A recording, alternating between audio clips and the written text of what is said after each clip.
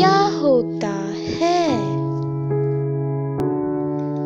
बाप के आंसू तुम्हारे दुख से ना घिरें, वरना खुदा तुम्हें जन्नत से घिरा देगा। बाप दुनिया का वो वाहिद शख्स है जो खुद से ज्यादा आपको कामयाब देखना चाहता है।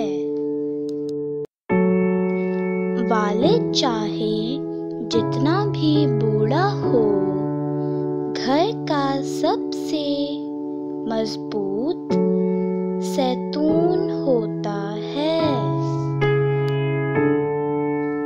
बाप का हुक्म मानो ताकि खुशहाल हो सको।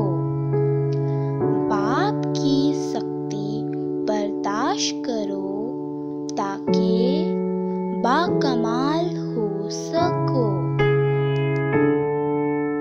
बाप दरख्त की मानद है। दरख्त खुद जलता है मगर दूसरों को साया देता है।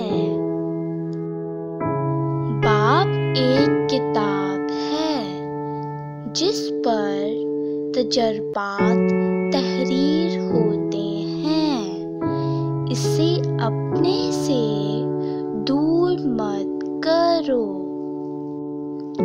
आपकी जिंदगी में जितने भी रिश्ते हैं, इनको बहुत संभाल कर रखें और